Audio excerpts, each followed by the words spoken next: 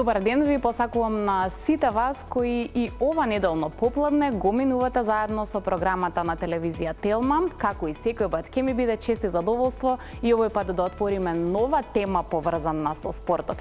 И покрај тоа што добро знаеме дека во фокусот на вниманието на светската спортска јавност е големото надпреварување во Катар, односно светското фудбалско првенство, сепак во ова издание ние за вас одбравме еден сосема поинаков спорт. Можеби не е толку многу популарен, не само во Македонија, туку и во светот, меѓутоа е исклучително убав и интересен. Денеска низ разговорот со моите гости ќе да знаеме многу повеќе детали за мечувањето. Затоа ве канам да не го менувате каналот и да бидете со нас на Телма. Дали во Македонија постои интерес за мечување и каква е нашата мечувалечка сцена? Дознаваме од националниот тренер и селектор Билјана Кузмановска-Николовска. Кои се убавините на овој спорт и зошто го носи епитетот аристократски? Зошто избрале мечување за процесот на тренирање, за техниката, победите и поразите? Детали ни откриваат репрезентативците Неда Коцеска и Огнен Бундалески.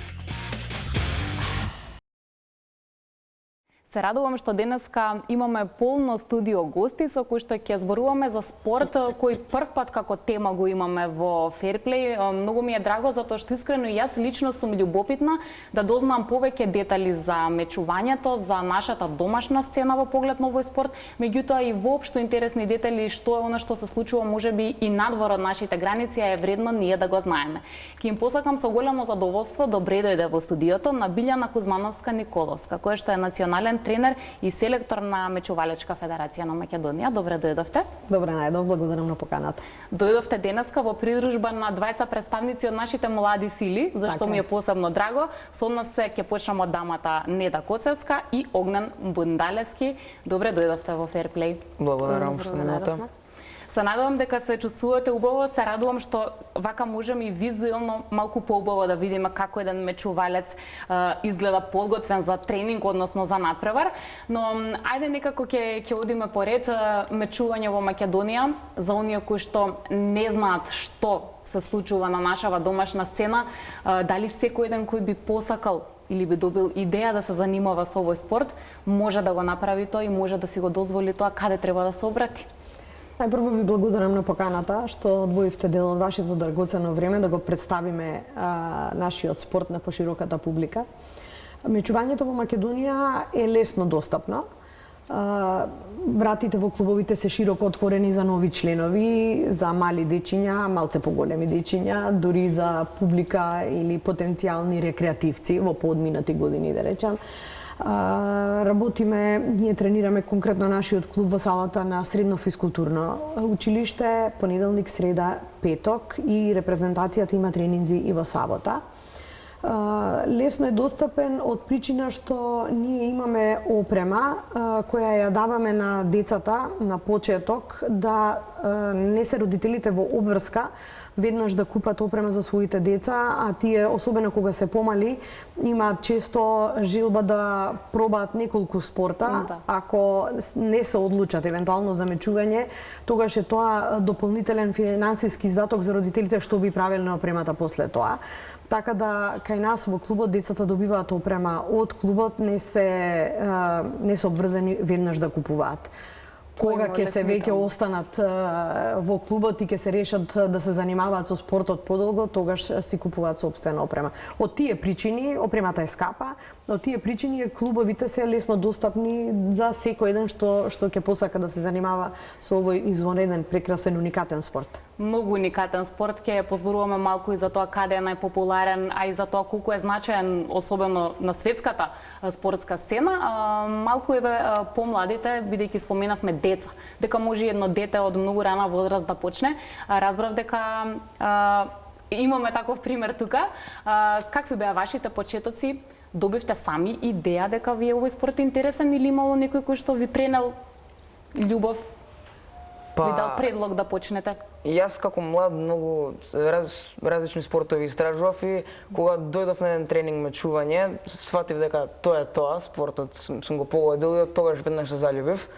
Јас сум почнат со тренинзи од градинка, мислам дека од 4 години. Навистина, се толку до сега. малечок отиде. Да. И каков беше првиот допир со овој спорт? Не ти беше таму чудно со, не знам, со многу луѓе со различни возрасти, не се збуни, ти беше природно, добро, забавно? Па да, ние веднаш се здруживме, таму сме многу деца, сите се сакаме, сите другаруваме и како дома. Како дома? Беше на стартот нешто збунувачки, имаше нешто што, како да речам, не ти е јасно од каде треба да почнеш, како треба да Па почнеш? да, дека не е толку познат спорт, нема од многу места за учење, па мора сам некако или да се снајдеш или со помош на тренерите. Да, тие што се задолжени да гледаш, си направил вистински избор, бидејќи сега веќе си репрезентативец, двајцата имате статус на репрезентативци. Неда, каква беше твојата приказна? Мојата приказна од почетокот јас бев во друг клуб работнички и таму немаше многу деца. Тренирав повеќе со повозрасни луѓе и Ама добро, пред се мене ми интересира како прв пат ти и зошто воопшто си изразила желба некој да те однесе на мачување? на почетокот некој време тренирав карате, ама не ми се свиѓаше до толку. Подоцно го откривме со мајка ми спортот мечување и се јавивме и прашавме и кога отидов за прв пат ми се биде многу интересно и така продолжив. Не сакам да го прескокнеме тој дел дека овој спорт бил меѓу спортовите кои што биле дел или се нашле на првите олимписки игри. Тоа веројатно говори многу за неговиот статус. По некој пат имаме впечаток дека е, ајде да речеме, наменет само за одреден круг на луѓе. Грешна ли е таа слика или не? Дека се привилегирани на некој начин оние кои го... Таков е впечатокот, затоа што стартната позиција на спортот е таков. Мечувањето е учесник на застапен на Олимписките игри од првата Олимпијада. Основачот на модерниот олимпизам Пиер де Кубертен и самиот бил мечувалец.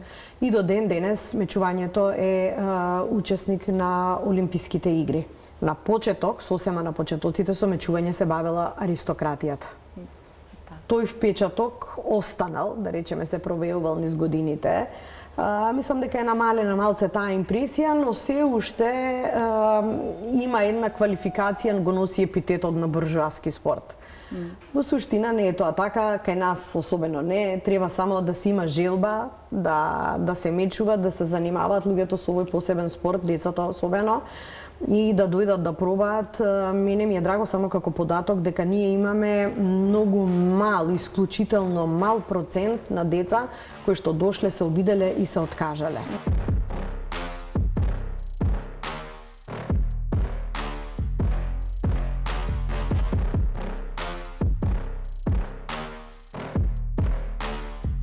Има ли нешто што на почетоците сте си го кажале од овој тип? Дали сум, не знам, доволно силен, доволно висок, доволно брз? Дали моево тело ќе може да одговори на тоа што спортот го бара? Какви се тие првични чувства кои човек ги има кога треба да стартува со применување на овие техники? Јас од самиот почеток сум бил физички помал и послаб, да се каже, од другите, но јас никогаш не сум се откажал, туку цело време треба да се бориш до крај. Сепак не знаеш што ќе се случи.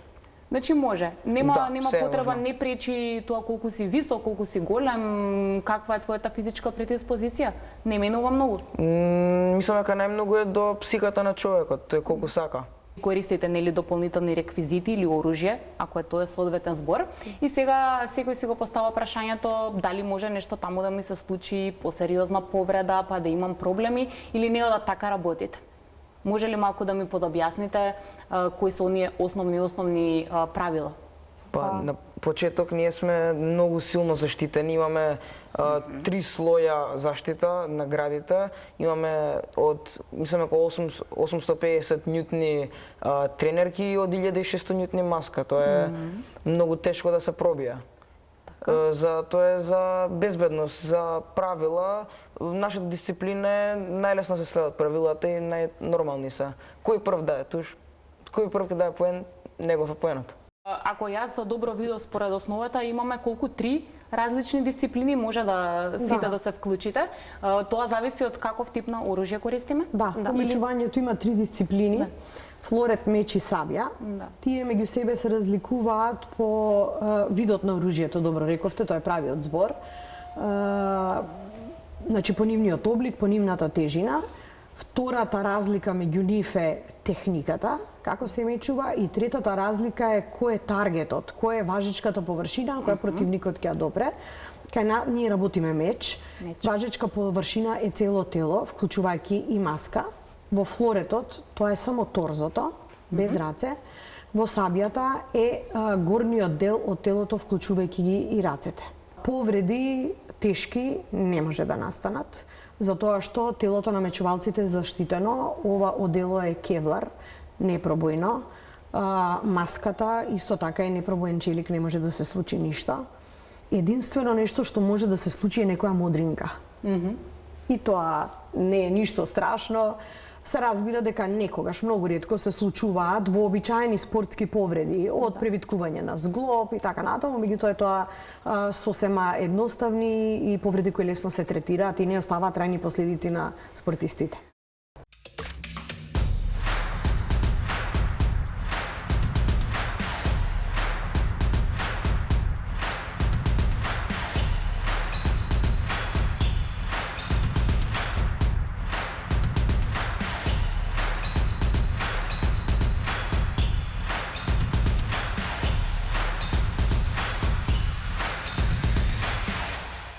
Сега да видиме што се носиш на тебе. Дали е важно какви се обувките или не? Нема врска обувките. Тие се по твој избор, да речеме, понатаму. Битно е да имаш чорапи беле, да имаме панталони.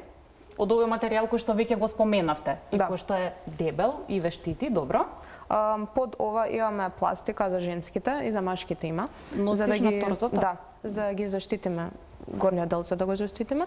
И под ова имаме подпластрон и горното е пластрон. Да. Сега можеби малку ти е топло овде кај нас во студио, но вака мора да се биде облечен кога се надпреварувате. За мене ова многу интересен дел.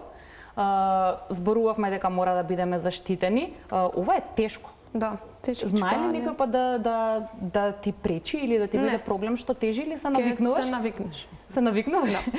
Добро, овој дел овде? Тоа е за да ти го заштити вратот, ако погрешка некој те. Аха, го штити вратот. Навистина, за мене барем изгледа многу интересно и доаѓаме до раката. Овде носиш... Тука имаме ракавица за нормално да го држиме мечот, за да не наболи раката. И ова е мечот. Најглавно мечот. Дали е мечот многу тежок? Не, ќе се навикнеш од време. Од трите дисциплини ово е најтежок меч, а најлесен е флоретот. Добро. Овој дел дали се, ако добро гледам на фотографиите и видеата, витка, така? Или да, се витка. Според правилата ова, не е? Не е проблем витка. или не е погрешно доколку при допир со противникот? Да, може да го исправиш лесно. Лесно се исправа.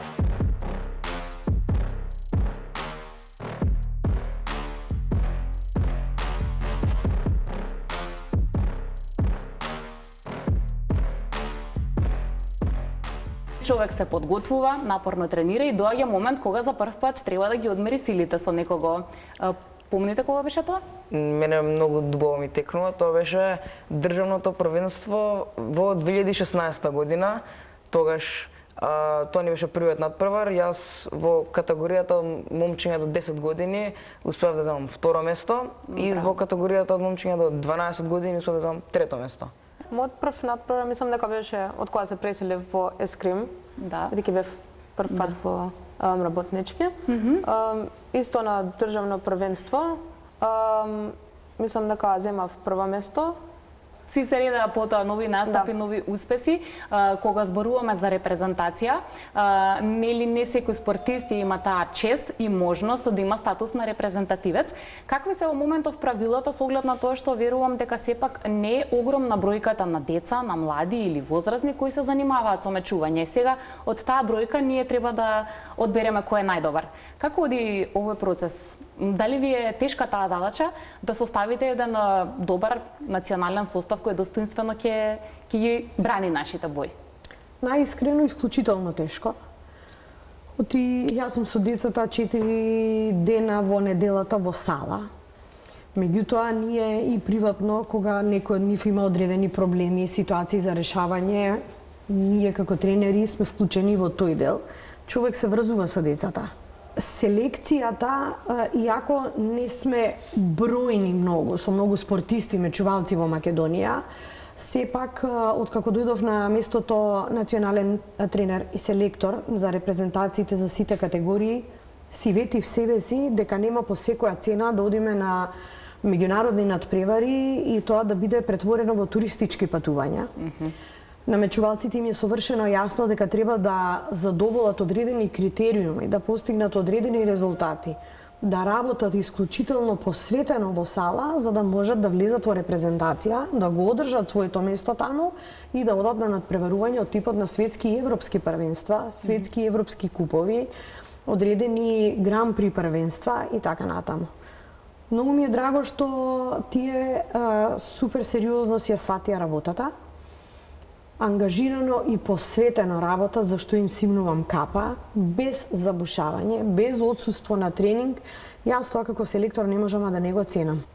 Така да на последните 2 надпревари бевме во Клагенфурт, во Австрија, ние бевме со 2 комбиња, јуниори и кадети, и навистина бевме една од најбројните екипи кои настапија таму. Сега исто така бевме во Белград, исто одиме со 2 комбиња, екипата е бројна и ме радува тоа што имаме сепак доволен број на мечувалци, да тие не бидат комотни да се од тројца во репрезентација, туку знаат дека ако одреден сегмент не го задоволат, нема да бидат веќе членови на репрезентативниот тим. Како се однесувате тогаш кога ќе се случи да загубите? Не да? Кога ќе изгубиме од некој, нормално ќе се чувствуваме како да не сме добри, како да не знаеме што сме правеле во борбата, без концентрација и се чувствуваме лошо. Јас порано многу тешко губев и ми текнува како секоја загуба плачев кај моите родители, но секогаш се продолжува, секогаш може подобро и тоа ќе помине многу брзо, затоа еве сега вежбаме ментален тренинг и многу полесно ми поминуваат поразите.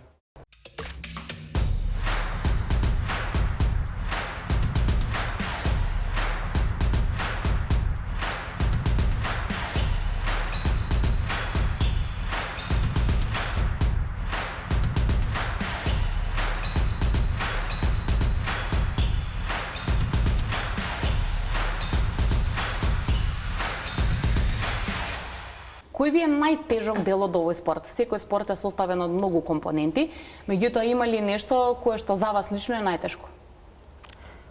Според мене најтешко е тоа што сега го вежбаме, менталитетот, мислењето за време на борбата, дека ти кога си на пистата, во паметот ти летаат 100 различни мисли, ти треба да се фокусираш само на едно. Тоа е да мечуваш убаво и правилно. Иако вежбаме, понекогаш доаѓаат до потешкоти, но се поминуваат тие препреки. Многу е тешко у борба да се фокусираш само на едно нешто, но нормално ќе те летаат други мисли, ќе те дефокусираат од надвор различни работи, например публика, светлата, гласовете од луѓето како зборат, како навиваат и стварно е потешко да се фокус и концентрација да се има.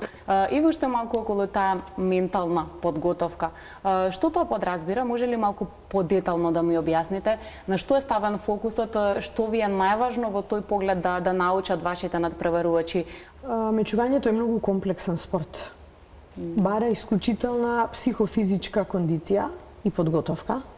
Мечувањето по своите специфики и карактеристики се одвојува од другите спортови. Мечувањето, за разлика од екипните спортови, например, кои траат можеби по 60 на минути, 90, 40, не знам колку веќе, една борба трае 3 минути. Борбата може да заврши за 1 минута. Во мечувањето мора да носите одлуки брзи и исправни. Неисправна одлука ве води кон пораз. Да. За сето тоа да се укомпонира, значи мечувалецот мора да биде кондицијски одлично спремен, технички, тактички врвно спремен, да мечува со ладна глава, значи на ментално ниво да има подготовка на многу високо ниво. И ако не ги задоволува сите овие 4-5 карактеристики, тогаш имаме проблем. Тренингот во сала е едно, надпреварот е сосема друго. И ние на тренинг имаме ментален тренинг, еден дел, работиме одржување на фокус, одржување на концентрација. Таа ментална снага често пати знае да биде тригер или да биде водич кон тоа дали некој мечувалец ќе победи или не. Се случува многу често не да победи тој што е технички подобар, тој што е ментално поспремен. Затоа што мечувањето како спорт е многу брз. Ние работиме одредени вежби од ментален тренинг и мене ми е многу драго што ги спомнуваат сега овдека. Научуваат како да одвојат што е тоа што е важно за нив во дадениот момент, а да го абстрахираат тоа што не е важно и што ги води во погрешен правец, односно ќе ги води кон изгубување на одредена борба или поен кој што се вика туш во мечување.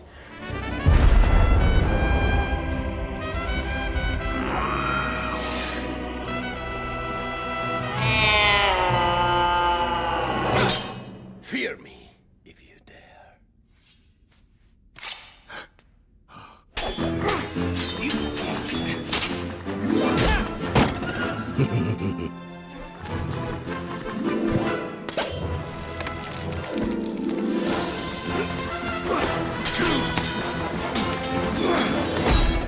Оние ликови кои што ги гледаме на филмските платна, можеби, кои што се поврзани со спортов, има ли нешто што ета вас можеби од детството или сега ви е интересно за гледање, некој лик кој што е врзан со мечување или некоја слична ваква техника, а го сакате? Мене многу ми беше интересен Зоро. Зоро? Да. Еден од така попопуларните кои сите го знаеме и Мачарот во чизми да е една од моите асоциации. Интересно е ова, Билјана, и вие може да кажете. Вие имате ли некој кој што не знам, ете секој пат ви асоцира на овој спорт и на тоа што знаете, Зоро е првата асоциација за овој спорт или тројцата мускетари. Тројцата мускетари, да. Тоа се асоциациите и тоа е тригер ке помалата група деца. Ние работиме исто понеделник, среда и петок од 7 до 8, од 19 до 20 часот со малата група каде што имаме 20 на члена. Работиме со деца од 4 до 12 години е таа група и тие кога им ќе ги прашам како ти разбра за мечување или е од некои игри што ги играат на паметниве телефони, компјутери, таблети и слично, или се овие филмови. Зоро, Тројца мускетари или Мачка во чизми и така. Интересни ликови, се надевам да и во оваа прилика малку ќе се потсетиме и низ некој инсерт можеби на нив. Прашав пред малку за поразите, затоа што мене барем лично ми е тоа многу интересна тема кој како се справува со овој дел, но сакам се разбира чест ми е да ве прашам и за победите, односно за најголемите успеси. Има ли некои настапи на кои што самите сте посебно горди и кои што ви се впишани како најголеми успеси досега во кариерата што имате? За мене мојот најголем успех е што успеав да земам 5-то место на Европски куп во Софија, во Бугарија. Тогаш тоа беше, мислам дека 2019 година и тој ден се разбудив и знаев дека ќе биде добар ден. Многу убаво мечував, следниот ден имавме поголема категорија, таму убаво поминав, но тоа и од кога се вратив дома сватив колку добро сум мечувал, гледав видеа и бев многу среќен. И треба да бидеш среќен и ти честитам на тоа што си успел, се надевам на многу успеси у иднина. Медали и без разлика каков тип на надпреварувања, не да? Мојот најголем успех, мислам дека бил во Загреб кога бевме. Земав 3-то место, заедно со другарка. И исто мислам дека голем успех, јас и Огнен што земавме прво место кога бевме во Белград. Да. И браво. Има ли некоја земја од каде што имате најсилни противници? Од каде што секој пат очекувате нели на меѓународните надпреварувања дека доаѓаат добри мечувалци? Тоа најчесто биле турците, мислам дека, или англичаните. И англичаните, и италијаните. Значи има конкуренција и кај нас, иако можеби не со толку голем интензитет или толку често, сепак успевате да организирате надпреварувања кои имаат и интернационален карактер, така? Дали Македонија има интересна дестинација на надпреварувачите кои што би биле добра конкуренција за оние кои во Македонија тренираат мечување? Мечувањето е развиен спорт во Европа, особено во земјите како Италија и Франција, каде мечувањето е национален спорт. На државните првенства во Италија се јавуваат по 2000 надпреварувачи во категорија. Во Америка, например, треба да се квалификуваш за да се надпреваруваш на државно првенство. Германија, Франција веќе ја спомнав, Италија, Турција, Унгарија, Полска. Тоа се земји каде што Англија мечувањето е многу развиено. Тие имаат и олимпици. Кај нас во мечувањето одредени надпревари што се организираат под капата на Европската и Светската федерација се бодуваат за ранг листи. Со сето ова што го кажувам сега, сакам да наговестам дека Македонија не е некоја атрактивна дестинација на мечувалечката мапа. Ние се бориме како федерација да тоа го подобриме и на добар пат сме тоа да го направиме. Сега мојот клуб, мечувалечки клуб Ескрим, заедно со Мечувалечката федерација на Македонија организираа меѓународен турнир каде што јас, пребарувајќи по глава која да биде таа алатка, која што ќе биде тригер да биде провокација за овие мечувалечки земји високо развиени да дојдат да бидат наши гости, и јас решивме да на тие што ќе освојат прво место дадеме новчана награда од 100 евра. Меѓу другото, и тоа вроди со успех. Ние инаку работевме на темата напорно во директни контакти со останатите федерации и така да не посети и председателот на Европската федерација, што беше огромна чест за нас, така да можам да кажам дека сега овој надпревар Куп на Ескрим беше еден од најбројните и најдобро посетените турнири организирани во Македонија, а меѓународни. Да бидат, дај Боже, што почести и во иднина. Се надевам дека ќе биде така. Јас ви кажав најискрено, од кога сум била дете и моите родители ме однеле, поминале многу години, а не сум присуствувала во живо на ваков надпревар и тоа сакам да го направам следната прилика која ќе биде. Да, ќе ме поканите и со задоволство ќе дојдам.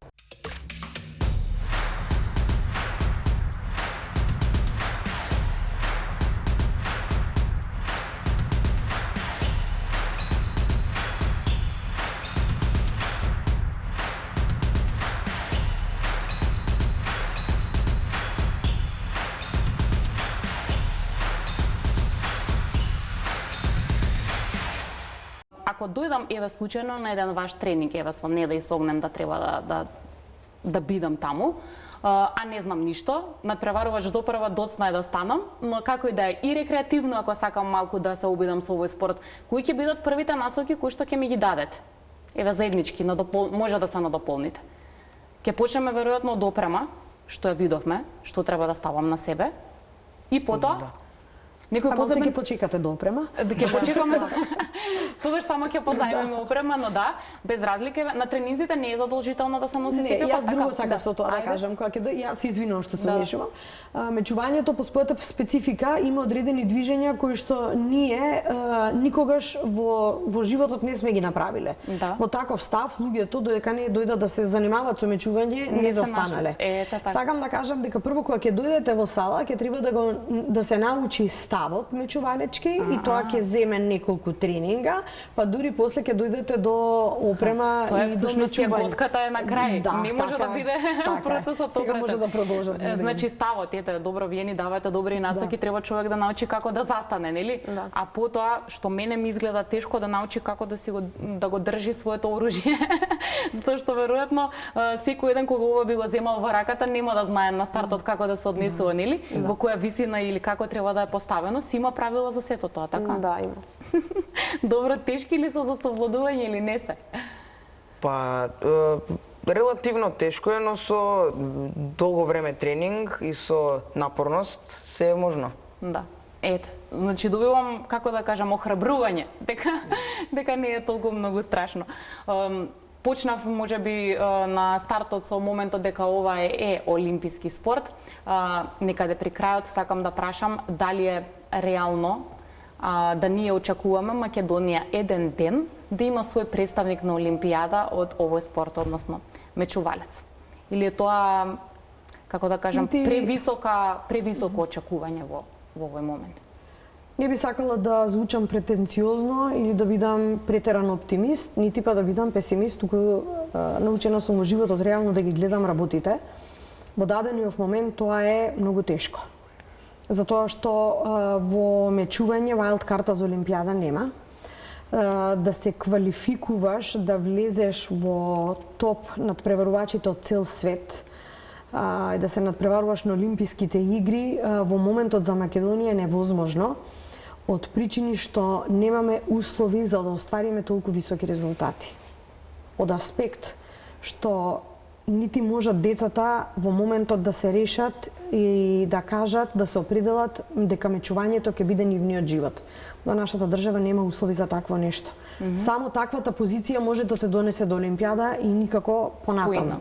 Понатаму адекватна инфраструктура, значи сала со поставени писти и апарати за мечување постојано. Ние такво нешто немаме можност, затоа што вежбаме под кирија во одредени училишни сали, каде што немаме можност да поставиме писта, што е многу тешко за нас.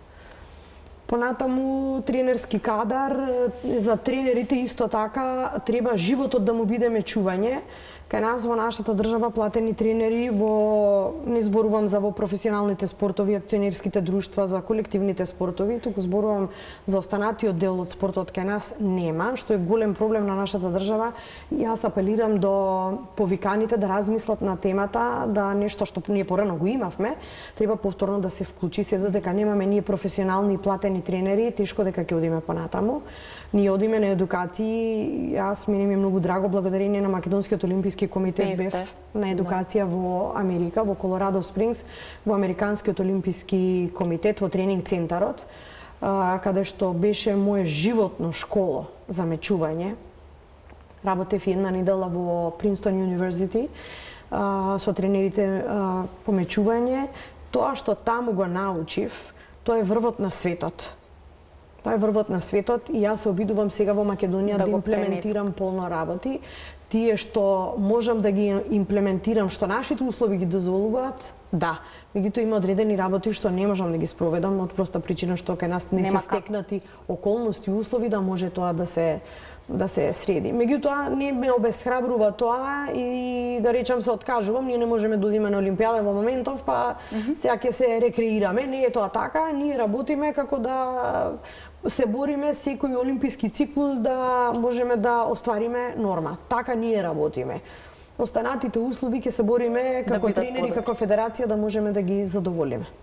Сепак ви честитам од срце за вашата истрајност и љубов кон спортот. Тоа вам ви е впрочем во крвта, го знам, нели?